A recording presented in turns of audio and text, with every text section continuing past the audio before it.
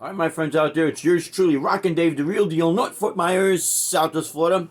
And I want to make a fairly short video on the use of a capo. This is courtesy of my good friend and student Hal, who now lives in Oklahoma. He was my student and my friend back in Aurora, Illinois, suburb of Chicago.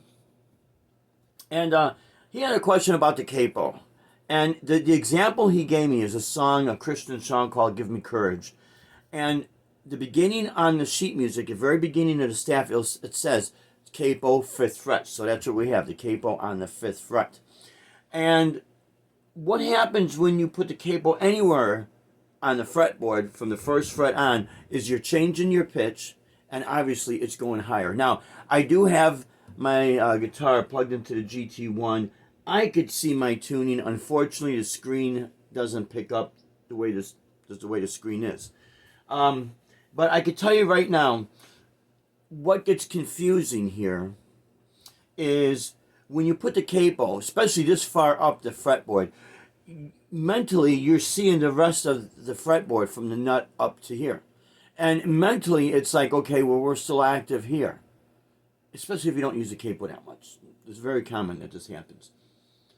But in reality, wherever you put the capo, that point from the capo to the nut, this part up here, is deactivated. And your tuning now starts from here on up to the body of the guitar. So it's on the 5th fret. That note is A. That note is D. That note is G. That note is C. That note is E. And that note is A, low pitch to high. Excuse me.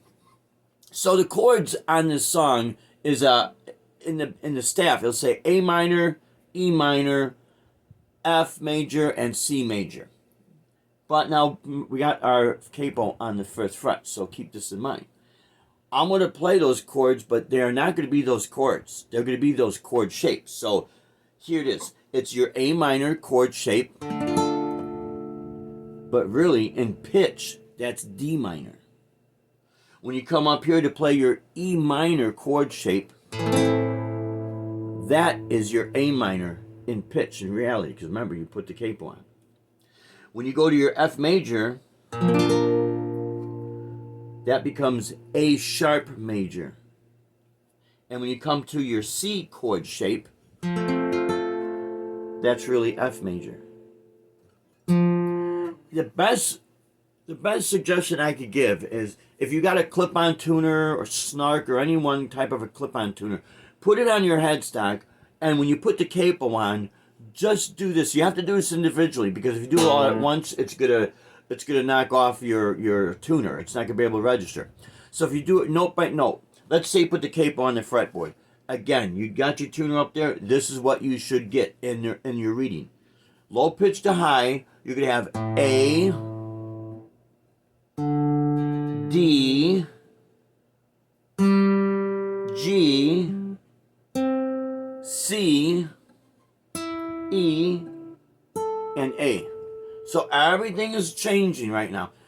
Now, this is the advantage of understanding the layout of your fretboard. If you could understand that and you got it, embedded in your mind, you'll never have any, problems with this.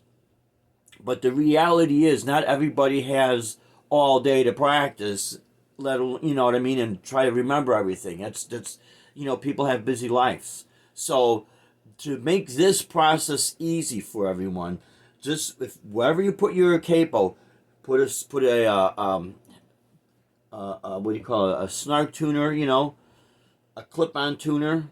Turn that tuner on and just plug each note. And then when you play your chord, play your root note, which would be the beginning note of that chord. That'll tell you what that chord is. In this case, that's D minor. And then in this chord, in this case, that's A minor. And for the 3rd chord, in this case here, it's A sharp major. And then in this case right here, it becomes F. It's not going to tell you major or minor, but it's going to tell you what the chord is. So hopefully this will dispel any mysteries about a capo. And again, I know I've said this already a few times in this video. Get yourself a clip-on tuner, and then pluck each individual note. That'll tell you notes exactly where the note of that chord is. That'll tell you where you're actually at. Because see, when you look at the sheet music, it's going to tell you something different.